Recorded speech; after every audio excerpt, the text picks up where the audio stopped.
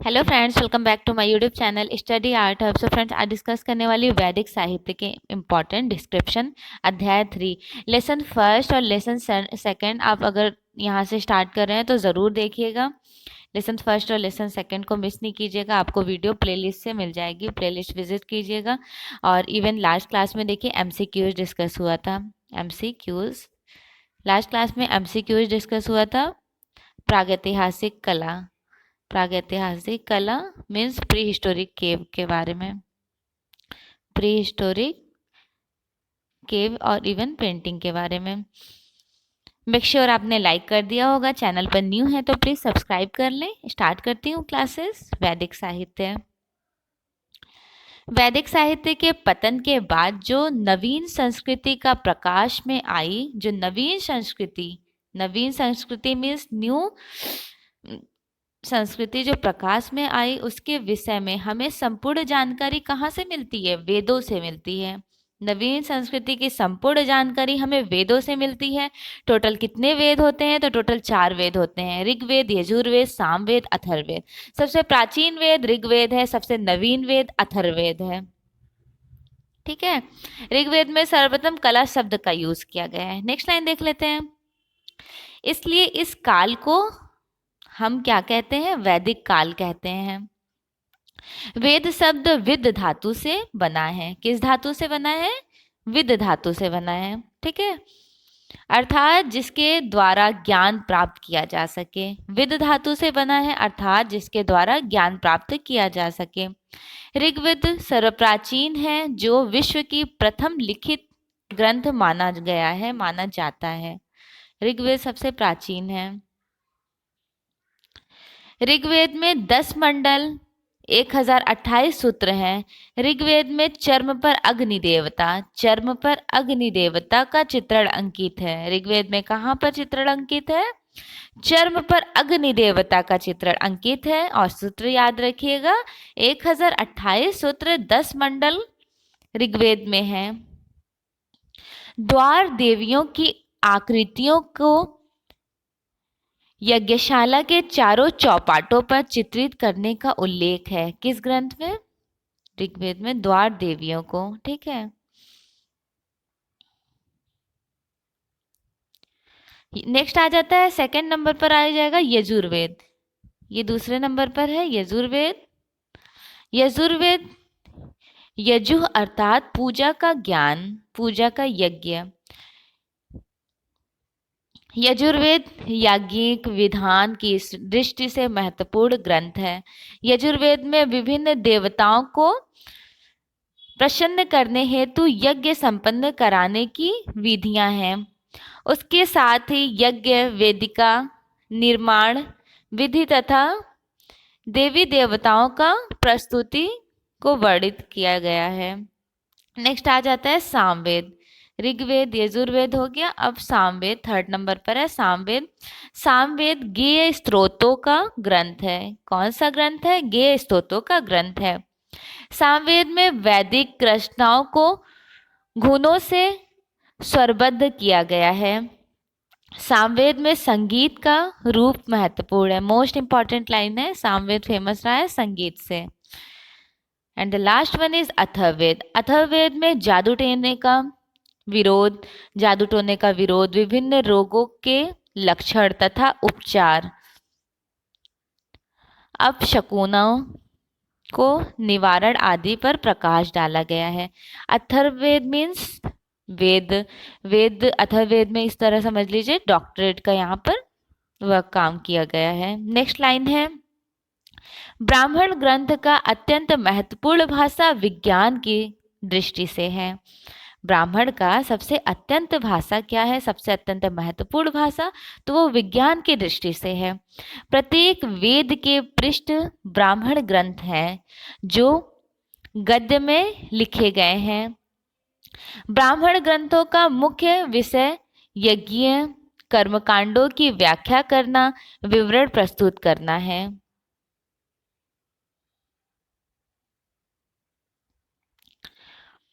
आरण्य ग्रंथ ब्राह्मणों की परिविष्ट के समान है।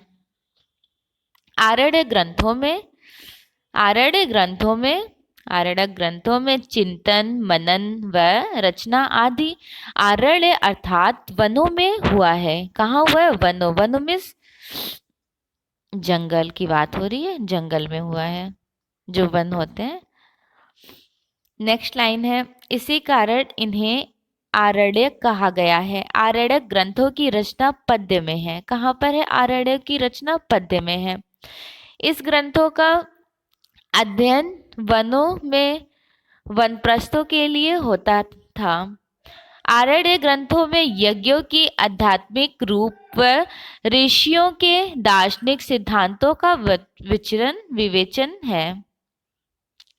उपनिषद वैदिक साहित्य का महत्वपूर्ण भाग है। उपनिषद क्या है? वैदिक साहित्य का महत्वपूर्ण भाग है। कितने उपनिषद होते हैं? 108 108 उपनिषद होते हैं। ठीक। उपनिषद वैदिक साहित्य का महत्वपूर्ण भाग है। उप अर्थात समीप तथा निषद अर्थात बैठने वाला। जो ज्ञान गुरु के समीप बैठकर प्राप्त किया जाए उसे उपनिषद कहते हैं। जो ज्ञान गुरु के समीप बैठ के, मीन्स अगर हम टीचर के पास बैठ के एजुकेशन ले रहे हैं उसे उपनिषद में इंक्लूड किया जाएगा, वहां पर बैठ करके। नेक्स्ट लाइन है, वेदों का अंतिम भाग। वेदों का अंतिम भाग होने के कारण उपनिषदों को वेदांत भी कहते हैं। उपनिषदों की संख्या कितनी है? टोटल 108 108 से अधिक है, लेकिन 108 मानी जाती है कि 108 है।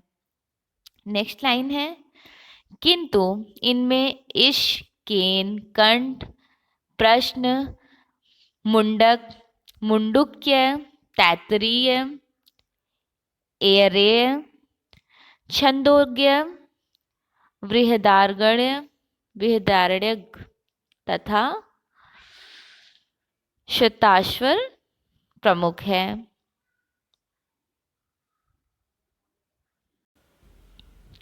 उपनिषदों के अनुसार कला एक कृति है, अभिव्यक्ति है। अभिव्यक्ति है मीन्स एक्सप्रेशन की बात हो रही है। एक्सप्रेशन, कला क्या है? एक एक्सप्रेशन है, अभिव्यक्ति है। किसके अकॉर्डिंग? उपनिषदों के अकॉर्डिंग। उपनिषद जो है 108, उसके अनुसार कला एक कृति है, एक अभिव्यक्ति है, एक एक्सप्रेशन है। इसमें सत्य, शिव, सुंदर तीनों गुण का समावेश है। मोस्ट इंपॉर्टेंट लाइन है, पूछा गया भी है। उपनिषदों में ब्रह्मा के आनंदमय रूप को 16 कलाओं द्वारा सुद्भाषित करने का भी उल्लेख मिलता है, उल्लेख है। भारतीय दर्शन में कला को सत्य, शास्त्र, नित्य व अनादि कहा गया है। नेक्स्ट ग्रंथ आ गया, महत्वपूर्ण ग्रंथ है, ग्रंथ कह रही हूँ, वेद है ऋग्वेद। महत्वपूर्ण वेद ऋग्वेद, जो 1100 से लेकर के 500 ईसा पूर्व तक चला। टाइम याद रखिएगा, 1100 से लेकर 500 ईसा पूर्व तक चला था ऋग्वेद। ऋग्वेद 10 मंडलों में विभक्त है। प्रस्तुति मंत्रों का संकलन है।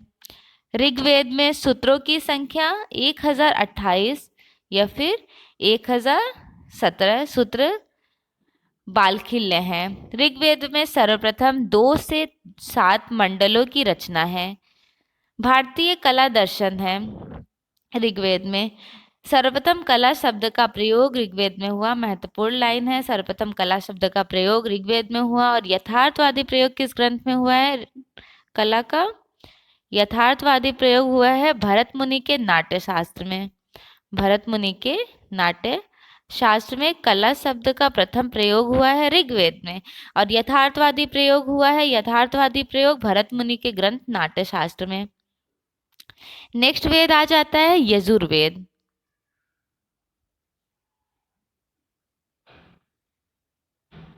यजुर्वेद में विभिन्न देवताओं को प्रसन्न करने हेतु यज्ञ संपन्न करने की विधियों का वर्णन है, विधियां हैं। यज्ञ वेदिका निर्माण विधि तथा देवी देवताओं की स्तुतियों को वर्णित किया गया है। यजु अर्थात पूजा व यज्ञ। यजुर्वेद यज्ञिक विधान की दृष्टि से महत्वपूर्ण ग्रंथ है। नेक्स्ट आ जाता है थर्ड नंबर पर सामवेद। सामवेद जो संगीत से संबंधित। सामवेद, सामवेद मीन्स म्यूजिक से रिलेटेड वेद है। थर्ड नंबर का है सामवेद। सामवेद के पद गेय रूप में है। सामवेद में वैदिक रचनाओं को धुनों में स्वरबद्ध किया गया है। किसमें? धुनों में मीन्स म्यूजिक, म्यूजिक जिनको उद्गाता पुरोहित गाता था। कौन गाते थे? उद्गाता पुरोहित गाते थे। यह संगीत शास्त्र के रूप में महत्वपूर्ण ग्रंथ है। सामवेद की 3 शाखाएं हैं। कितनी शाखाएं हैं? 3 शाखाएं हैं। कोथुम, राणायनीय और Jaiminiya. And the last Veda is Atharvaveda. Atharvaveda में जादू टोने, विभिन्न रोगों के लक्षण तथा उपचार, अपशकुनों के निवारण आदि पर प्रकाश डाला गया है। अथर्ववेद में कुल 20 अध्याय हैं। अथर्ववेद की 2 शाखाएं हैं। कितनी शाखाएं हैं? 2 शाखाएं हैं, रौनक और पिप्पलाद। फाइनली वेद कंप्लीट हो गए। अब स्टार्ट हो गया ब्राह्मण ग्रंथ। ब्राह्मण ग्रंथ एग्जैक्ट टाइम है 1000 से लेकर 1800 ईसा पूर्व। ब्राह्मण ग्रंथों में विभिन्न कर्म कांडों का वर्णन है। वेद मंत्रों के अभिप्राय को भी स्पष्ट किया गया है। यही कारण है कि प्रत्येक वेद तथा उनकी शाखाओं के अपने अपने ब्राह्मण ग्रंथ हैं। ब्राह्मण ग्रंथ गद्य में है तथा संस्कृत गद्य के प्राचीन रूप है। संस्कृत गद्य के प्राचीन रूप है। नेक्स्ट है आरण्य। आरण्यक। आरण्यक का एग्जैक्ट टाइम है 1000 से लेकर के 800 ईसा पूर्व। आरण्यक ग्रंथों का प्रमुख विषय आध्यात्मिक तथा दार्शनिक चिंतन है। दार्शनिक चिंतन है, इसलिए आरण्यकों को रहस्य भी कहा गया है। इस ग्रंथ का पठन पाठन जंगलों आरण्यों में होने के कारण ही इन्हें आरण्यक कहा गया। फॉरेस्ट में होने के कारण आरण्यक कहा गया। ठीक है।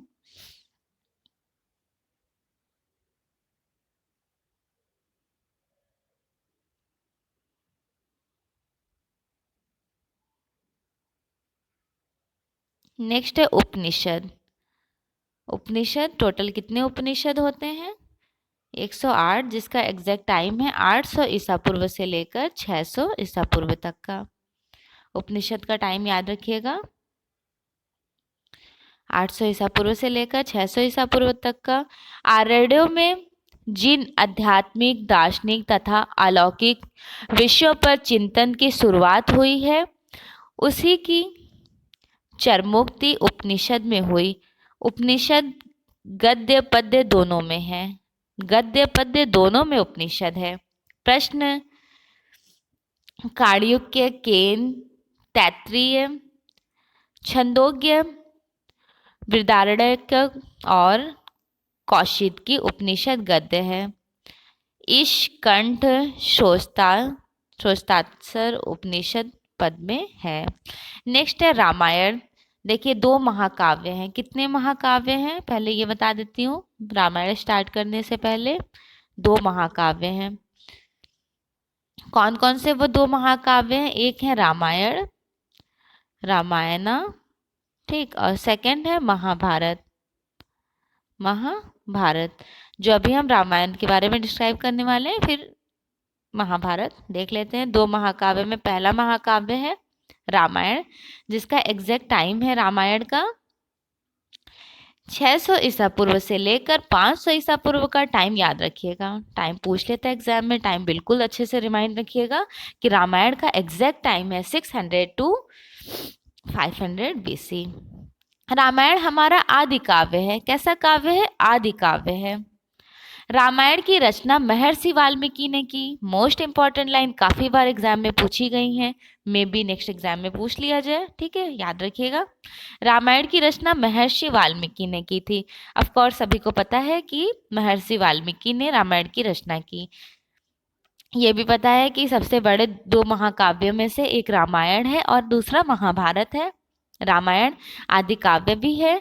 संस्कृत साहित्य में वाल्मीकि रचित रामायण को आदि काव्य तथा वाल्मीकि वाल्मीकि को आदि कवि कहा जाता है। आदि कवि कहा जाता है वाल्मीकि को, और रामायण को आदि काव्य कहा जाता है ना। देखिए, रामायण को आदि काव्य कहा गया और वाल्मीकि को आदि कवि कहा गया। रामायण में कला के अर्थ में शिल्प का अर्थ शिल्प शब्द का प्रयोग हुआ। मोस्ट इंपॉर्टेंट लाइन है, पूछा गया है। रामायण में कला के अर्थ में शिल्प शब्द का यूज हुआ। शिल्प मीन्स होता है कला। शिल्प मीन्स होता है कला। अगर पूछ लिया जाए कि शिल्पीन मीन्स क्या होता है या फिर शिल्पी मीन्स क्या होता है, तो शिल्पी मीन्स होता है कलाकार। प्राचीन काल में कलाकार नहीं कहकर शिल्पी कहा जाता था, लेकिन प्रेजेंट टाइम में आर्टिस्ट को कलाकार कहा जाता है।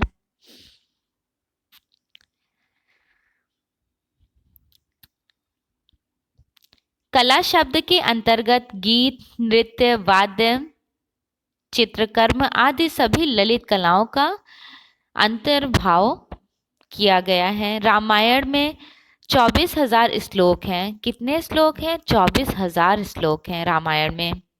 रामायण में 7 कांड, बाल कांड, अयोध्या कांड, आरण्य कांड, किष्किंधा कांड, सुंदर कांड, युद्ध कांड, लंका कांड एवं उत्तर कांड है। भाव व भाषा की दृष्टि से रामायण पूर्ण परिष्कृत ग्रंथ है। रामायण में अश्वमेध यज्ञ के समय राम ने अपनी पत्नी सीता की स्वर्ण प्रतिमा मैं नामक शिल्पी से बनाई। मोस्ट इंपॉर्टेंट लाइन है, ये एग्जाम में आई हुई लाइन है। एक बार और रिवाइज कर देती हूँ। रामायण में जो अश्वमेध यज्ञ के समय राम ने अपनी पत्नी, अपनी धर्मपत्नी सीता के स्वर्ण प्रतिमा किस आर्टिस्ट से बनाए, किस शिल्पी से बनवाए? शिल्पी किस मूर्तिकार से बनाए? मैं नामक शिल्पी से बनवाए थे।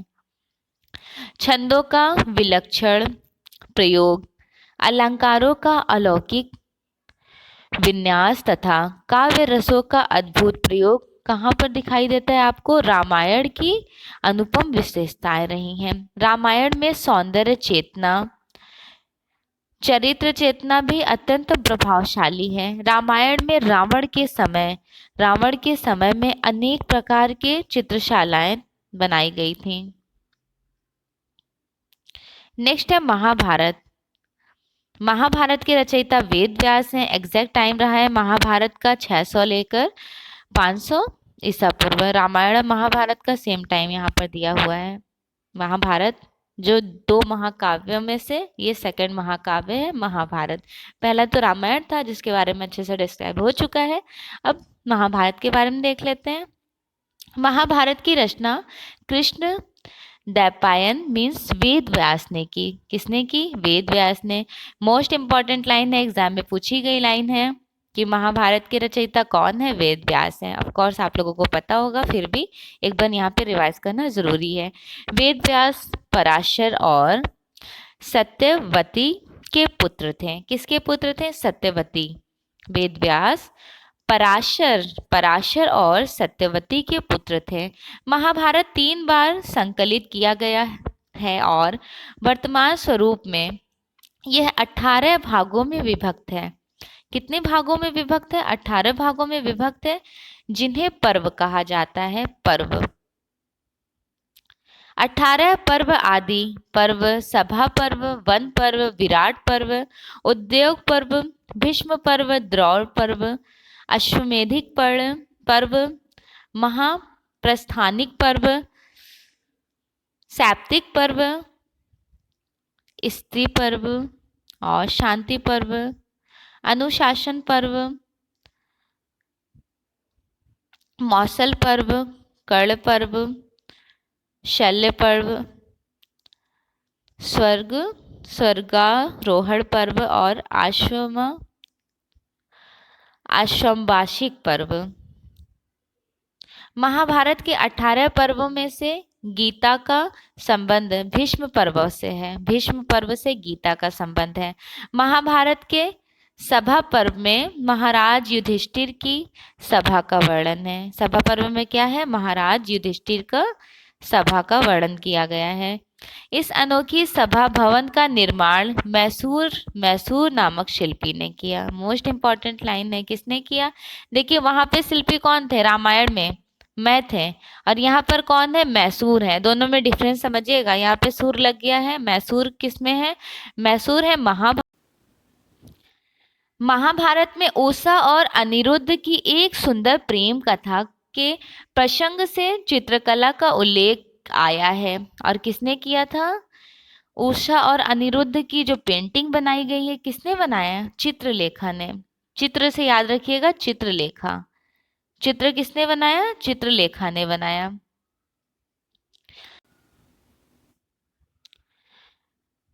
कथानुसार उषा की परिचायिका चित्रलेखा ने स्मृति के आधार पर राजकुमार अनिरुद्ध का चित्र बनाया। स्मृति के अनुसार मीन्स मेमोरी के अकॉर्डिंग इन्होंने कैप्चर किया है, मेमोरी ड्राइंग बनाई है। उन्होंने तो सिर्फ स्टोरीज बताई कि मैंने ड्रीमी लाइफ में देखा, तो चित्रलेखा ने क्या किया? मेमोरी के अकॉर्डिंग रिप्रेजेंट की, मेमोरी आर्ट उन्होंने बनाया राजकुमार अनिरुद्ध का। महाभारत के एक कथानुसार सत्यवान का घोड़े के चित्र बनाने के प्रति आकर्षण के कारण उसका नाम चित्रअश्व पड़ गया।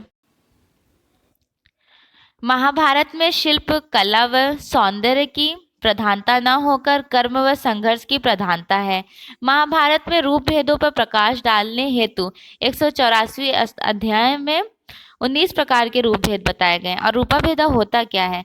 रूपा भेदा means appearance of knowledge.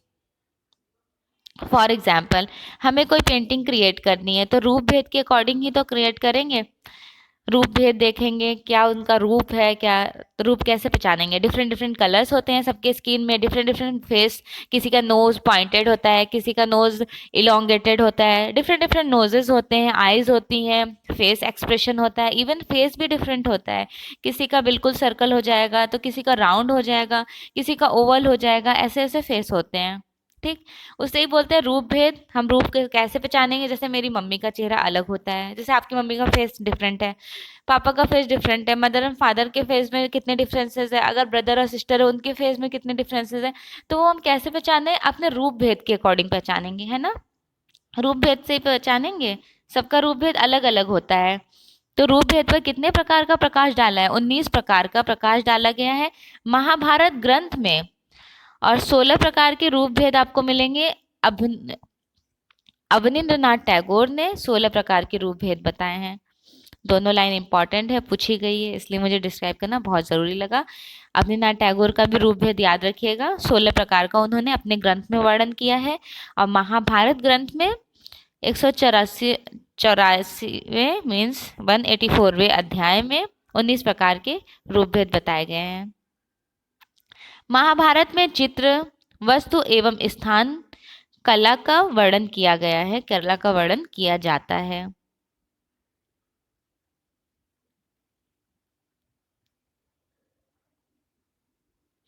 Next ग्रंथ है अष्टध्यायी। अष्टध्यायी बहुत फेमस रही है पाणिनि की, जो 500 ईसा पूर्व में लिखी गई थी। अष्टध्यायी पाणिनि संस्कृत व्याकरण के जनक है, संस्कृत व्याकरण करता है। अष्टध्यायी की रचना पाणिनि ने की थी। अष्टध्यायी व्याकरण पर आधारित एक महत्वपूर्ण रचना है। अष्टध्यायी में 8 प्रकार, 8 अध्याय तथा 3959 सूत्र है। कितने हैं? 3959 सूत्र हैं। इसलिए प्रसिद्ध व प्रामाणिक ग्रंथ की गणना 6 वेदांगों में की जाती है। देखिए अष्टध्यायी बहुत फेमस रहा है। और पाणिनि कौन थे? Panini you know about, Sanskrit के व्याकरण करता थे पाणिनि।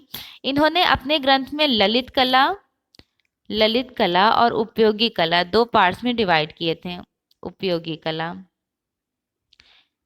ललित कला को इन्होंने कहा, ललित कला means fine arts, fine arts को इन्होंने कहा था कारू, सॉरी चारू, चारू, कारू काम होता है ना, काम, काम मीन्स उपयोगी कला में काम के बारे में डिस्क्राइब किया, कारू। इन्होंने उपयोगी कला को कारू कहा और ललित कला को चारू कहा। किसने कहा? पाणिनि ने कहा अपने ग्रंथ अष्टाध्यायी में। कारू और चारू याद रखिएगा, ये कारू और चारू की थ्योरी भी पाणिनि ने ही दी है अपने ग्रंथ अष्टाध्यायी के अकॉर्डिंग। नेक्स्ट लाइन है,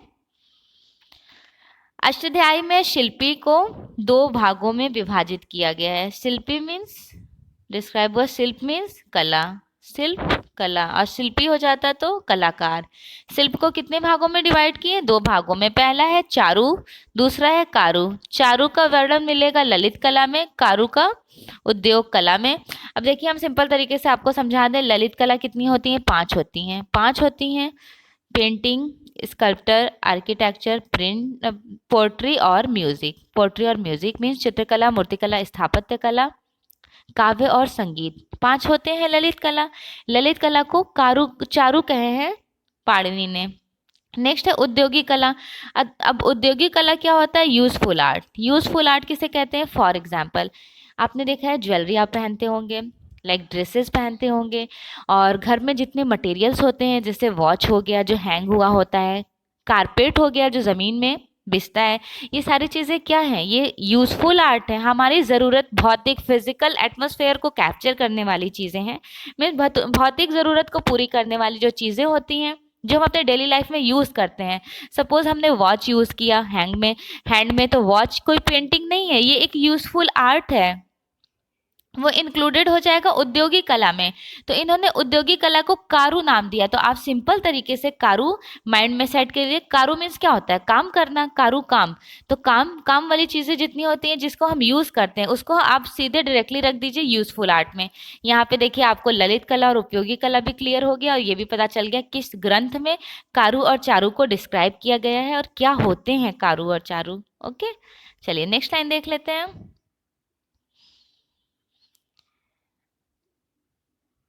पाणिनि ने अष्टाध्यायी की रचना 5वीं शताब्दी ईसा पूर्व में की थी। टाइम ड्यूरेशन शुरू में डिस्कस हो चुका है, 500 BC मीन्स 5वीं शताब्दी ईसा पूर्व में किए थे। अष्टाध्यायी नामक ग्रंथ में पशु पक्षी वृक्ष नदी पर्वत आदि के सांकेतिक लक्षण एवं उनको अंकित करने की विधि का भी उल्लेख मिलता है। नेक्स्ट ग्रंथ आ गया आपका अर्थशास्त्र। नेक्स्ट मोस्ट इम्पॉर्टेंट ग्रंथ है अर्थशास्त्र, मौर्य डायनेस्टी का है। कौन सी डायनेस्टी का है? मौर्य काल का है, मौर्य काल का ग्रंथ है अर्थशास्त्र। अर्थशास्त्र की रचना किसने की? आचार्य कौटिल्य ने। एग्जाम में अगर आचार्य कौटिल्य नहीं होता है ऑप्शन में तो कभी विष्णुगुप्त दे दिया जाता है, कभी चाणक्य दे दिया जाता है। ये तीनों एक, मतलब इनका 3 नेम से जाना जाता है। अर्थशास्त्र के जो ग्रंथ रचयिता है उनको 3 नामों से जाना जाता है, कौटिल्य, चाणक्य और विष्णुगुप्त। अलग अलग नेम दे दिया जाएगा तो कंफ्यूज नहीं होइएगा। नेक्स्ट लाइन में ये कहा जा रहा है आचार्य कौटिल्य को और किस नाम से जाना जाता है? विष्णुगुप्त के नाम से और चाणक्य के नाम से भी जाना जाता है। आचार्य कौटिल्य ने धर्मस्थीय नामक अधिकरण में कलाओं का उल्लेख किया है। धर्मस्थीय ग्रंथ में किसका उल्लेख किए? कलाओं का उल्लेख किए हैं। आचार्य को कारुक अर्थात औद्योग शिल्पियों की नामावली देकर उनको कार्यों का विभाजन किया। कौटिल्य ने कला का संबंध उपयोगी तथा अर्थ से जोड़ा है, परंतु ललित कला के संबंध में वे मौन रहे, शांत रहे। नेक्स्ट ग्रंथ आ जाता है नाट्यशास्त्र। महत्वपूर्ण ग्रंथ है प्रथम शताब्दी का। यहाँ से बहुत क्वेश्चन एग्जाम में आपको देखने को मिल जाएंगे, प्रीवियस ईयर मतलब क्वेश्चन पेपर में। देख लेते हैं नाट्यशास्त्र। भरत मुनि ने नाट्यशास्त्र की रचना प्रथम शताब्दी ईसा पूर्व में की थी। देखिए मेरा मेन पर्पस था घटना चक्र सॉल्व कराने का, कि जब मैं क्वेश्चंस आप लोग देखेंगे कि किस तरह से क्वेश्चंस एग्जाम में आ रहे हैं, उसके बाद आप डिस्क्रिप्शन, लाइक उस टाइम आपने क्वेश्चन देखा, अब मैं डिस्क्राइब कर रही हूँ तो आपको समझ आ रहा होगा कि अरे ये सारे क्वेश्चंस तो रिपीटेड है ना। चलिए देख लेते हैं। भरत मुनि ने नाट्यशास्त्र की रचना प्रथम शताब्दी ईसा पूर्व में की थी। ठीक, प्रथम शताब्दी ईसा पूर्व में, 1st सेंचुरी में। फर्स्ट सेंचुरी BC में किए थे। नाट्यशास्त्र ग्रंथ का रचना। शिल्प और कला दोनों शब्दों का अलग अलग प्रयोग सर्वप्रथम भरत मुनि ने अपने नाट्यशास्त्र में किया है। देखिए, शिल्प कला का इन्होंने, शिल्प और कला का दोनों का शब्द अलग अलग इन्होंने अपने नाट्यशास्त्र में, ग्रंथ में किया। नाट्यशास्त्र में 8 रसों का वर्णन है। टोटल कितने रसों का वर्णन है? 8। और रस होते कितने हैं? 9 रस होते हैं, ये भी याद रखिएगा। रस 9 होते हैं, लेकिन भरत मुनि के नाट्यशास्त्र ग्रंथ के अकॉर्डिंग केवल 8 रस है। 8 रस है, ये 8 याद रखिएगा। केवल 8 रस हैं इनके नाट्यशास्त्र में। और नवा रस कौन है? अब देखिए, नवा रस कौन सा है सोच रहे होंगे, तो नवा रस है शांत रस। शांत रस की खोज किसने की? पूछा जाता है अभिनव गुप्त ने। अभिनव गुप्त ने शांत रस की खोज की। और शांत रस किस ग्रंथ में आपको देखने को मिल जाएगा? जैसे ये 8 रस है, वो आपको भरत मुनि के नाट्य शास्त्र में देखने को मिल रहा है। और जो ये शांत रस 9वें नंबर वाला ग्रंथ है शांत रस, ये शांत रस का आपको डिस्क्रिप्शन मिलेगा विष्णु धर्मोत्तर पुराण। विष्णु धर्मोत्तर पुराण जो है मार्कंडे मुनि की ग्रंथ है, उसमें आपको देखने को मिल जाएगा। नेक्स्ट लाइन है, ये 8 रस श्रृंगार, हास्य, करुण, रौद्र, वीर, भयानक, विभत्स, अद्भुत, ये टोटल 8 रस है। और लास्ट में शांत ऐड कीजिएगा, लेकिन शांत यहाँ पर नहीं इसकी खोज हुई है। भरत मुनि के अनुसार नाट्यशास्त्र की परिणति रस है। कितनी है? परिणति रस है। किसके अकॉर्डिंग? भरत मुनि के अकॉर्डिंग। नाट्यशास्त्र में 49 भावों का वर्णन है। मोस्ट इंपॉर्टेंट लाइन है, एग्जाम में काफी बार पूछी गई है। कितने भाव हैं नाट्यशास्त्र के अकॉर्डिंग? 49 है।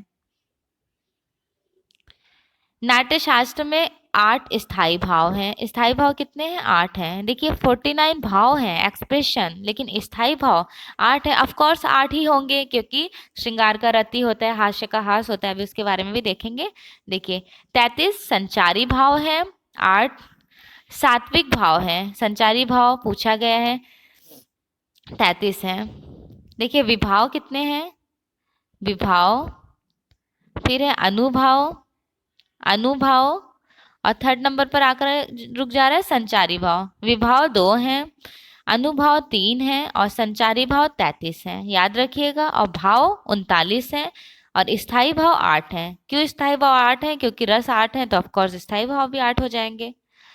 स्थायी भाव अन्य भावों को भी स्वयं में लीन कर लेता है। 8 स्थायी भाव है, श्रृंगार का रति, हास्य का हास, शोक किसका है? शोक है। करुणा का उत्साह, उत्साह आ जाएगा आपका, वीर का उत्साह हो जाएगा, रौद्र का क्रोध हो जाएगा, भयानक, भय का भयानक का भय हो जाएगा। जुगुप्सा किसका है? जुगुप्सा, विभुत्सा का जुगुप्सा है, अद्भुत का विस्मय है। ठीक है, अब देख लेते हैं भरत मुनि के अकॉर्डिंग जो 8 ग्रंथ हैं उसमें कैसे कैसे डिस्क्राइब किया गया है। स्थायी भाव, रस, रंग और देवता सारे इंपॉर्टेंट है। रंग भी पूछा जाता है, इवन रसा भी पूछी जाती है, स्थायी भाव भी पूछे जाते हैं, और देवता भी पूछे जाते हैं। देख लेते हैं। रति श्रृंगार, यहाँ से स्टार्ट करते हैं। श्रृंगार का क्या है? श्रृंगार का है रति। श्रृंगार का रंग है श्याम। श्रृंगार श्याम होगा या फिर लाल होगा? श्याम या लाल श्रृंगार का रंग। विष्णु देवता है। देवता कौन है? विष्णु जी हैं। हास्य, हास्य, हास्य का हास, कोई भी पेंटिंग ऐसी हो जिसे आपको देख के हंसी आ जाए, लाइक व्यंग्य चित्र। व्यंग्य चित्र देखकर, कार्टूनिस्ट चित्र देखकर हंसी आ जाती है ना, तो हास्य का मीन्स हास होता है।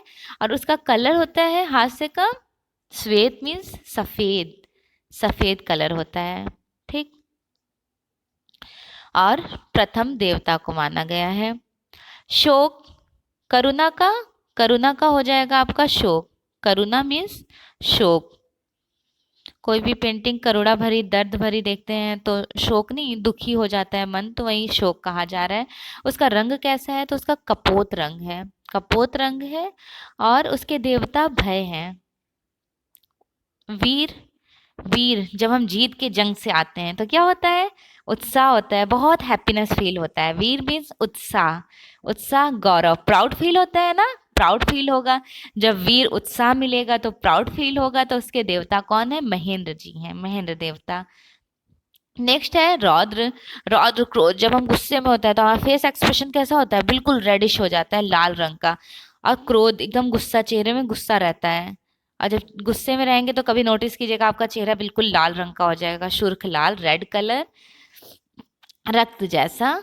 ये भगवान जी देवता जो हैं वो रुद्र हैं, रुद्र रौद्र। रुद्र रौद्र से याद रखिए, रौद्र रस का क्रोध हो गया और रक्त जैसा कलर हो जाता है। नेक्स्ट लाइन है भयानक। भयानक, अचानक सडनली हम कुछ चीज देखते हैं तो कैसे हो जाते हैं, बिल्कुल डर से जाते हैं, भयभीत हो जाते हैं। तो हमारा फेस एक्सप्रेशन कैसा होता है, भय, काला, ठीक। और काल देवता माने जाते हैं। विभुत्सा, विभुत्सा मीन्स विभुत्सा, विभुत्सा मीन्स जुगुप्सा। उसके स्थायी भाव जुगुप्सा है, रंग नीला है और महाकाव्य।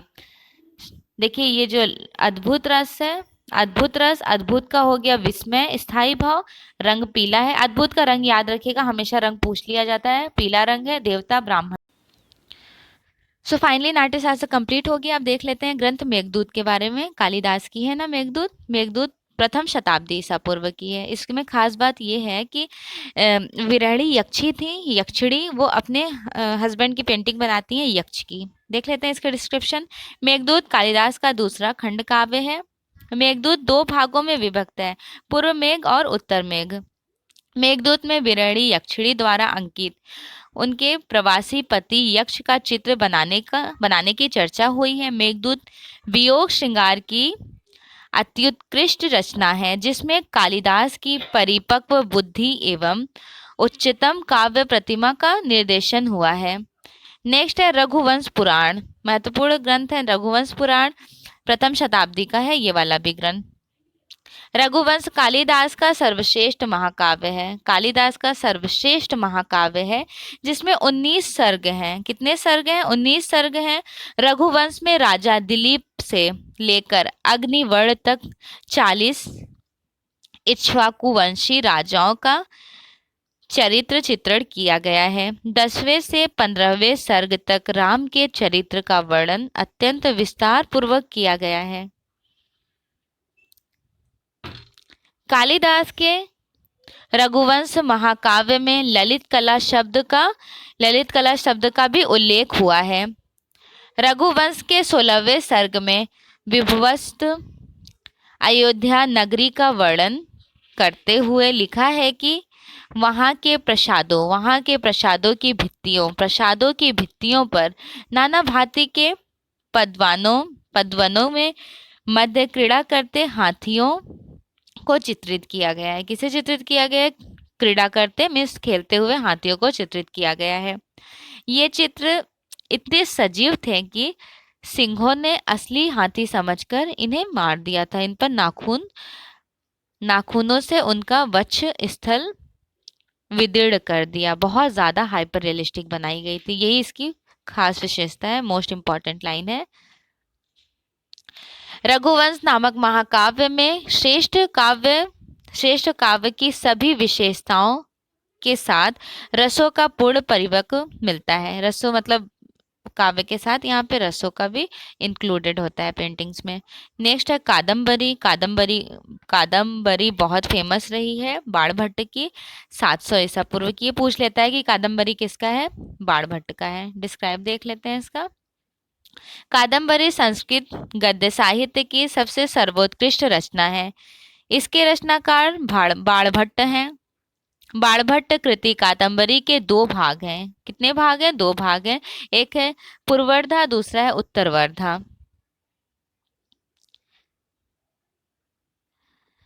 इस ग्रंथ में चांद्रापीठ तथा कादम्बरी की प्रथम कथा का वर्णन है। बाणभट्ट द्वारा संस्कृत भाषा में रचित कृति कादम्बरी में 5 शुद्ध वर्णों का उल्लेख हुआ है।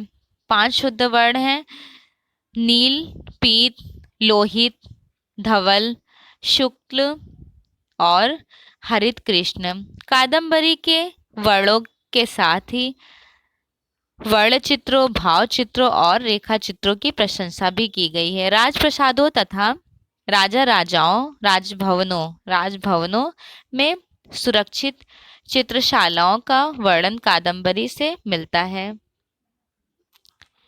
की सर्वाधिक प्रसिद्ध ऐतिहासिक रचना हर्षचरित्र है। हर्षचरित्र में 8 उच्छ्वास हैं। इस ग्रंथ का प्रधान उद्देश्य हर्षवर्धन के जीवन तथा उसकी उपलब्धियों का वृत्तांत प्रस्तुत करना है। हर्षचरित्र के द्वारा यह ज्ञान होता है कि उस समय राजा को भेंट स्वरूप जो वस्तुएं दी जाती हैं उसमें चित्र संबंधी सामग्री एवं चित्र भी होते हैं। परलोक के काल्पनिक चित्र मीन्स इमेजिनेशन चित्र जो ऊपर परलोक के होते हैं, चित्र दिखाकर पैसे कमाने का वर्णन बाणभट्ट ने हर्षचरित्र से किया है। हर्षचरित्र से यह तत्कालीन भारत की सामाजिक एवं सांस्कृतिक दशा का भी पूर्ण एवं प्रामाणिक विवरण प्राप्त करते हैं। नेक्स्ट है दश कुमार। पूछा जाता है दश कुमार चरित्र किसकी है? दंडी की है। 700 ईसा पूर्व का है, महत्वपूर्ण है। पूछा गया है कि दश कुमार किसका है, तो ये दंडी का है। दश कुमार चरित्र एक घटना प्रधान कथानांक है। दश कुमार चरित्र के रचना दंडी ने की। मोस्ट इंपॉर्टेंट लाइन है, पूछी गई लाइन है, याद रखिए। बाणभट्ट के पश्चात दंडी संस्कृति गद्य साहित्य का प्रसिद्ध लेखक माने जाते हैं। दश कुमार चरित्र में पाटलिपुत्र के राजा राजहंस और उनके मंत्रियों के 10 पुत्रों के जीवन की साहसिक घटनाओं का विवरण प्राप्त होता है। दश कुमार चरित्र के अनुसार अन्य विषयों की भांति राजकुमार के लिए चित्रकला की शिक्षा प्राप्त करना भी आवश्यक है। एक कथनांक के अनुसार कुमार उपहार वर्मा ने अपना चित्र स्वयं बनाया था। नेक्स्ट ग्रंथ है तिलक मंजरी। तिलक मंजरी बहुत फेमस है, धनपाल की 10वीं शताब्दी की है। पूछा जाता है कि तिलक मंजरी किसकी है, तो धनपाल की है। धनपाल की है तिलक मंजरी। डिस्क्रिप्शन देख लेते हैं। तिलक मंजरी की रचना धनपाल ने की। धनपाल द्वारा लिखित गद्य कृति तिलक मंजरी में चित्रकला संबंधी 3 परिभाषित शब्दों का उल्लेख है। देखिए फर्स्ट नंबर है निपुण। प्रथम निपुण चित्रकार अर्थात चित्रकर्म में अत्यंत विश्रांत मास्टर पेंटर। द्वितीय शब्द चित्रपटक अर्थात किसी संपूर्ण कथा को चित्रों में अंकित करना। तृतीय शब्द प्रतिबिंब अर्थात विद्यचित्र प्रतिबिंब चित्र में सादृश्यम सिमिलरिटी को कैप्चर करना। चलिए नेक्स्ट है कथा सरिस सागर। पूछा जाता है कथा सरिस सागर किसकी है, देख लेते हैं इसका डिस्क्रिप्शन। कथा सरिस सागर गुड़ाड़े की वृहद कथा के संप्रति 3 प्रामाणिक संस्करण मिलते हैं। प्रथम नेपाल के बुद्ध स्वामी का श्लोक संग्रह। दूसरा क्षेमेंद्र का है बृहद कथा मंजरी। बृहद कथा मंजरी किसकी है? क्षेमेंद्र की है। तीसरा सोमेश्वर का कथा सरिस सागर नामक ग्रंथ है। सोमेश्वर का है कथा सरिस सागर। यह ग्रंथ लोक संस्करण लोक जीवन के संबंध में सर्वोत्कृष्ट है। सोमेश्वर व क्षेमेंद्र दोनों कश्मीर के निवासी थे। कहाँ के निवासी थे? दोनों कश्मीर के निवासी है। पूछा जाता है कहाँ के नाइबरहुड रहे हैं, तो कश्मीर के। नेक्स्ट है कथा सरिस सागर में वर्णित राजा विक्रमादित्य के दरबारी चित्रकार। राजा विक्रमादित्य के दरबारी चित्रकार के वैभव के विषय में कहा गया है कि उसका सामंतों के समान स्थान था और उसके जीविकोपार्जन के लिए 100 गांव की जागीर मिली हुई थी।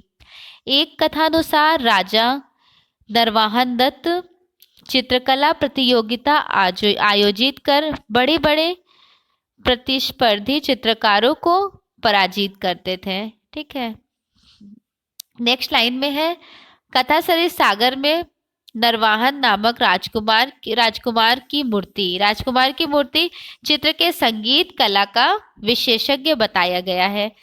इस पुस्तक में कुमार दत्त और रोलदेव नामक चित्रकारों का वर्णन किया गया है। नेक्स्ट है पुराण। पुराण के बारे में देख लेते हैं। वैदिक साहित्य के बाद लौकिक साहित्य संस्कृत साहित्य का विकास हुआ। जब वैदिक साहित्य के बाद किसका विकास हुआ? लौकिक संस्कृत साहित्य का। पुराण उसी गद्य लौकिक साहित्य का एक भाग है। पुराण अर्थात प्राचीन कलाएं। प्राचीन कलाएं को पुराण के नाम से जाना जाता है। पुराण संवादात्मक शैली में रचित है, अर्थात इसे दो या दो से अधिक व्यक्तियों के मध्य वार्तालाप के रूप में लिखा गया है। महत्वपूर्ण ग्रंथ है विष्णु धर्मोत्तर पुराण। यहाँ से आपको एग्जाम में क्वेश्चंस बहुत देखने को मिल जाएंगे। इसका डिस्क्रिप्शन है, विष्णु धर्मोत्तर पुराण विष्णु पुराण का ही एक अंग है। इस पुराण का जो समय रहा है वो 6वीं शताब्दी मानी जाती है। विष्णु धर्मोत्तर पुराण के 3 खंड है। कितने खंड है? टोटल 3 खंड है। महत्वपूर्ण ग्रंथ है, इसे अच्छे से देखिएगा। प्रथम खंड में 269 अध्याय है, द्वितीय खंड में 183 अध्याय है और तृतीय खंड में 1118 अध्याय है। अध्याय में चैप्टर के बारे में, लेसन के बारे में बात हो रही है। नेक्स्ट लाइन है, तृतीय खंड के प्रथम अध्याय रूप निर्माण व कलाओं के अंत संबंध पर आधारित है। अध्याय 2 से 17 तक संगीत से संबंधित है तथा अध्याय 20 से 34 तक नृत्य व रंगमंच पर आधारित है।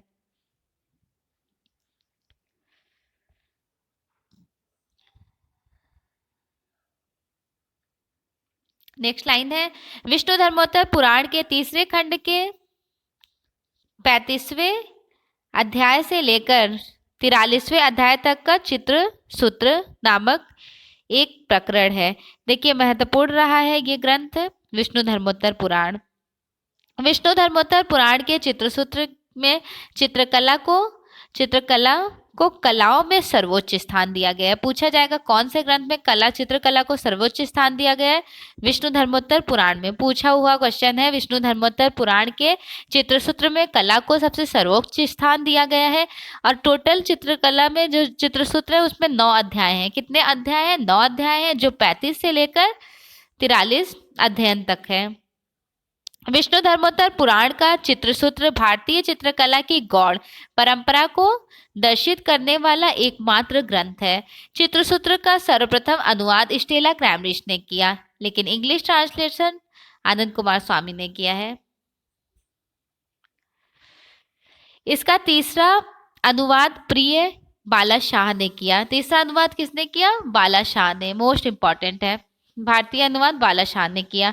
विष्णु धर्मोत्तर पुराण में चित्रकला का विवेचन अध्ययन 35 से 43 तक को चित्रसूत्र नाम से 9 अध्यायों में विभक्त किया गया है। पूरा काल में उर्वशी की सृष्टि करते हुए नारायण मुनि ने लोगों की हित कामना में चित्रसूत्र की रचना की थी। चित्रसूत्र के अनुसार नारायण मुनि ने विश्वकर्मा को शिक्षा दी। बहुत इंपॉर्टेंट लाइन रहा है कि विश्वकर्मा को किसने एजुकेशन दिया? नारायण मुनि ने। नारायण मुनि ने विश्वकर्मा को एजुकेशन दिए थे। पेंटिंग का किस ग्रंथ के अकॉर्डिंग? तो चित्रसूत्र ग्रंथ में इसका जिक्र मिलता है, जिसको ग्रहण कर विश्वकर्मा ने सृष्टि की पेंटिंग बनाई। मीन्स ब्रह्मांड की, वर्ल्ड की इन्होंने पेंटिंग को क्रिएट किए थे। किसने किया? विश्वकर्मा ने किया। सृष्टि को कैप्चर किए थे और एजुकेशन लिए थे नारायण मुनि से। नारायण मुनि कौन है? नारायण मुनि है चित्रसूत्र के जन्मदाता, फाउंडर ऑफ चित्रसूत्र नारायण मुनि। और विष्णु धर्मोत्तर पुराण के जो लेखक है वो है मार्कंडे मुनि। दोनों में डिफरेंस समझिएगा। मार्कंडे मुनि विष्णु धर्मोत्तर पुराण ग्रंथ के लेखक हैं, लेकिन जो विष्णु धर्मोत्तर पुराण ग्रंथ में चित्रसूत्र है 35 से 43 अध्याय, टोटल जो 9 अध्याय हैं उसके लेखक है नारायण मुनि। ठीक है, नारायण मुनि ने एजुकेशन दी थी विश्वकर्मा को। विश्वकर्मा ने वर्ल्ड का क्रिएशन किए थे पेंटिंग के थ्रू। नेक्स्ट लाइन है, चित्रसूत्र के 9 अध्यायों में चित्र का आयाम। देखिए टोटल 9 अध्याय हैं। कौन कौन से अध्याय हैं? देखिए पहले नंबर पर हो गया आयाम मान वर्णन, दूसरा है प्रमाण वर्णन, सामान्य मान वर्णन, चौथे नंबर पर है प्रतिमा लक्षण वर्णन, 6 वृद्धि 5वें नंबर पर पूछी गई क्वेश्चन। ये पूछा गया है कि 6 वृद्धि चित्रसूत्र के किस नंबर पर आता है? तो 5वें नंबर पर। और 6 वृद्धि में किसका डिस्क्रिप्शन मिलता है? ये भी इंपॉर्टेंट है। क्षय वृद्धि बेसिकली पर्सपेक्टिव को कहते हैं। किसे कहते हैं? पर्सपेक्टिव मीन्स परिप्रेक्ष्य को कहते हैं। पर्सपेक्टिव। और कितने टाइप के पर्सपेक्टिव होते हैं? परिप्रेक्ष्य, परिप्रेक्ष्य को ही क्षय वृद्धि के नेम से भी जाना जाता है। दो प्रकार के होते हैं, पहला होता है लाइनर पर्सपेक्टिव, जिसे हिंदी में कहते हैं रेखीय परिप्रेक्ष्य।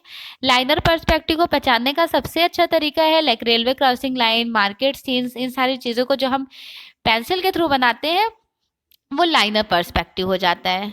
फॉर एग्जाम्पल इस तरह से क्रिएट करना, इसे कहेंगे लाइनर पर्सपेक्टिव। ठीक। अब पूछा जा रहा है सेकंड होता है एरियल पर्सपेक्टिव। दूसरा है एरियल पर्सपेक्टिव, जिसे बोलते हैं वायवीय परिप्रेक्ष्य। अब वायवीय परिप्रेक्ष्य को कैसे पहचानेंगे? सपोज हमने कोई लैंडस्केप क्रिएट किया, ठीक है। लैंडस्केप में फ्रंट की चीजें बिल्कुल क्लियर और दूर की चीजें हम ब्लर दिखा रहे होते हैं। वो भी किसके through? With the help of colours के थ्रू रिप्रेजेंट करते हैं, तो वो हो जाता है हमारा एरियल पर्सपेक्टिव। ठीक है, दोनों में डिफरेंस है। इसे कहते हैं वायवीय परिप्रेक्ष्य। सिंपल तरीके से बस आपको ये समझना है कि परिप्रेक्ष्य दो प्रकार के होते हैं। जो लाइंस के थ्रू पेंसिल के हेल्प से हम बनाते हैं उसे बोलते हैं लाइनर पर्सपेक्टिव, रेखीय परिप्रेक्ष्य। जिसमें हम कलर्स का यूज करते हैं, कलर्स के थ्रू कोई कॉम्पोजिशन बनाते हैं, उसे बोलते हैं एरियल पर्सपेक्टिव। बस इतना ही डिफरेंस है। पर्सपेक्टिव टू टाइप्स के होते हैं, उसे क्षय वृद्धि के नाम से भी जाना जाता है। चलिए नेक्स्ट लाइन देख लेते हैं। क्षय वृद्धि हो गया 5वें नंबर पर, रंग व्यतिकार 6ठे नंबर पर, वर्तना 7वां, रूप निर्माण 8वां और श्रृंगार आदि ये 9वें नंबर पर है। टोटल 9 अध्याय हैं। ठीक, 35 से लेकर 43 नंबर तक। ये चैप्टर भी याद रखिएगा, पूछा जाता है कितने चैप्टर तक है, तो 35 से 43। चित्रसूत्र में 9 रस माने गए हैं। टोटल 8 रस के बारे में हमने लास्ट क्लास में डिस्कस किया था। 8 रस किस ग्रंथ में माने गए हैं? भरत मुनि के नाट्यशास्त्र में। भरत मुनि का ग्रंथ था नाट्यशास्त्र। नाट्यशास्त्र में कितने ग्रंथ माने गए हैं? नाट्यशास्त्र में टोटल 8। ठीक, 8 के बारे में डिस्क्राइब किया गया है। और जो 9वां रस मिला है वो है शांत रस। शांत रस देख लेते हैं 9वें रस के बारे में डिस्क्रिप्शन। चित्रसूत्र में 9 रस माने गए हैं। श्रृंगार, हास्य, करुण, रौद्र, वीर, भयानक, विभुत्स, अद्भुत और शांत। ये जो शांत रस है इसी की खोज हुई है विष्णु धर्मोत्तर पुराण ग्रंथ में। ये 9वां रस है। 9वां रस का जो खोज किए थे अभिनव गुप्त ने खोज किया है। पूछा गया क्वेश्चन है अभिनव गुप्त ने कौन से रस के खोज किए हैं? अभिनव गुप्त ने नाट्य शास्त्र की खोज की है। नाट्य शास्त्र का जिक्र आपको मिलेगा विष्णु धर्मोत्तर पुराण ग्रंथ में। विष्णु धर्मोत्तर पुराण ग्रंथ जो है, विष्णु धर्मोत्तर पुराण ग्रंथ, उसके लेखक हैं मार्कंडे मुनि। मार्कंडे मुनि हैं। ठीक, मार्कंडे। रसों का प्रयोग किस रूप में होना चाहिए का भी वर्णन किया गया है। ठीक है, चित्रसूत्र में 4 प्रकार के चित्र बनाए गए हैं। कितने प्रकार के? 4 प्रकार के। मोस्ट इंपॉर्टेंट है, पूछा गया है। सत्य, वार्णिक, नागर और मिश्र, 4 प्रकार के चित्र चित्रसूत्र में बनाए गए हैं। विष्णु धर्मोत्तर पुराण में 5 प्रकार के मुख्य रंगों का यूज किया गया है। कौन कौन से हैं? श्वेत, पीला, लाल, नीला, कृष्णा। देखिए इसको एक ट्रिक के साथ याद कीजिएगा, ऐसे याद करेंगे तो कंफ्यूज हो जाएंगे। सबसे पहले एक्रोमेटिक कलर कौन कौन सा होता है? एक्रोमेटिक कलर मीन्स तटस्थ रंग। तटस्थ रंग कौन कौन से होते हैं? ब्लैक एंड वाइट होता है ना, black and white, black and white, काला और सफ़ेद। तो इसे और इसे कट कर दीजिए, काला और सफ़ेद रंग हो गया एक्रोमेटिक। अब दूसरा हो गया प्राइमरी कलर। प्राइमरी कलर, अब प्राइमरी कलर कौन कौन से होते हैं? तो प्राइमरी कलर पता ही है, रेड, येलो और ब्लू, ये प्राइमरी कलर होते हैं। लाइक लाल, पीला और नीला प्राथमिक रंग हो गया। प्राथमिक रंग और तटस्थ रंग का प्रयोग हुआ है विष्णु धर्मोत्तर पुराण ग्रंथ में। किस ग्रंथ में? विष्णु धर्मोत्तर पुराण ग्रंथ में तटस्थ रंग और प्राथमिक रंगों का प्रयोग करके 5 रंगों का प्रयोग किया गया है। मुख्यतः 5 रंगों का प्रयोग किया गया है। इस तरह से याद कर लीजिए, आपके प्राइमरी कलर्स भी क्लियर हो गए, एक्रोमेटिक कलर्स भी क्लियर हो गए, इवन आपको ये भी कंफर्म हो गया कि प्राइमरी और एक्रोमेटिक कलर्स कौन कौन से होते हैं। मीन्स ये दोनों कलर्स का यूज किया गया है विष्णु धर्मोत्तर पुराण ग्रंथ में। मैंने तो इसी तरह लर्न किया था। इस तरह से लर्न करने से आप कभी भूलेंगे नहीं। और एग्जाम में बड़ा कंफ्यूजन होता है कलर से रिलेटेड, जो कि कलर बड़ा आसान है, ये भी बात है, लेकिन कभी कभी ग्रंथों में थोड़ा कंफ्यूजन हो जाता है। तो इस तरह से रिलेट करके लर्न कीजिएगा तो कभी भूलेंगे नहीं। नेक्स्ट है, चित्रसूत्र में शरीर के अंगों के आधार पर पुरुषों के 5 भेद बताए गए हैं। देखिए, सब चीजों में 5 भेद बताए गए हैं, बस एक चीज में डिफरेंस है। सत्यवर्णिक नागर मिश्र चित्र में 4 तरह का बताया गया है, बस इतना ध्यान रखिएगा। इसलिए मैंने एक्सप्लेन किया क्योंकि एग्जाम में इस तरह का क्वेश्चन पूछा जाता है तो थोड़ा हम लोग माइंड पे जोर देने लगते हैं कि अरे ये हो सकता था, ये हो सकता था। 4 और 5 में कंफ्यूजन हो जाता है। तो आप 4 से सिंपल तरीके से याद रखिएगा। सिर्फ चित्र बनाने का जो तरीका है सत्यवर्णिक नागर मिश्र, वो बस 4 प्रकार के हैं। बाकी यहाँ पे सबके 5 डिविजन्स हुए हैं, कलर्स भी 5 डिविजन्स में हैं। और जो पुरुष के 5 भेद हैं इसके भी 5 डिवीजन हुए हैं। देखिए, हंस पुरुष की लंबाई जो है वो 108 अंगुल है, भद्र पुरुष की लंबाई 106 अंगुल है, मालव्य पुरुष की लंबाई 104 अंगुल है, रोचक पुरुष की लंबाई 100 अंगुल है और शशक पुरुष की लंबाई 90 अंगुल है। चित्रसूत्र में वर्णित 5 अन्य आकृतियां, देखिए आकृतियां भी 5 हैं। शुरू में हमने बता ही दिया कि सब 5 हैं, यहाँ पर आकृतियां भी 5 हैं। नर, क्रूर, असुर, बाल और कुमार तथा बच्चों की आकृतियों का वर्णन है। साथ ही उनके साथ और लक्षण भी बताए गए हैं। चित्रसूत्र में पुरुषों की तरह स्त्रियों के भी 5 प्रकार बताए गए हैं। जैसे पुरुषों के 5 प्रकार हैं वैसे स्त्रियों के भी 5 प्रकार हैं। हंसनी, पद्मनी, शंखनी, हस्तनी और मालवनी। चित्रसूत्र केशों के भी 5 प्रकार बताए गए हैं। कुंतल, दक्षिणावर्त, तरंग और जटारस, वरिधारा। देखिए, सब में 5 प्रकार बताए गए हैं। तो बस आपको बस एक चीज याद रखना है, किसी पेंटिंग का जो टेक्निक तरीका है वो 4 है। इससे आप एग्जाम में कभी कंफ्यूज भी नहीं होंगे और आप कभी भूलेंगे भी नहीं। होप सो कि आप ये वीडियो देखने के बाद भी कभी नहीं भूलेंगे। चलिए नेक्स्ट लाइन देख लेते हैं। चित्रसूत्र में 5 प्रकार के नेत्रों का, देखिए नेत्र का भी 5 प्रकार से वर्णन किया गया है। इंद्रधनुषाकार नेत्र, नेक्स्ट है गोलाकार नेत्र, उसके बाद है मछली के आकार का नेत्र, मीन्स ऐसे इस तरह का, मछली के आकार का इस तरह का प्यारा सा। और नीलकमल, नीलकमल किस तरह होता है, इस तरह नेत्र। और पद्म पत्र निधा, कमल पंखुड़ी के समान नेत्र। 5 प्रकार के नेत्र बताए गए हैं ग्रंथ विष्णु धर्मोत्तर पुराण में।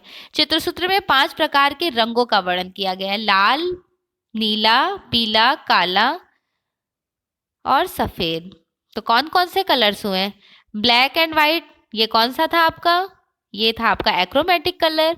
रेड, ब्लू और येलो, ये कौन सा था? प्राइमरी कलर, है ना। कितना आसान था और आपको इजीली लर्न भी हो जाएगा, कंफ्यूज भी नहीं होंगे। नेक्स्ट लाइन है, विष्णु धर्मोत्तर पुराण से वर्णित चित्र विधान संपूर्ण भारतीय शिल्प पर चरितार्थ न होकर केवल चित्रकला पर ही चरितार्थ होता है।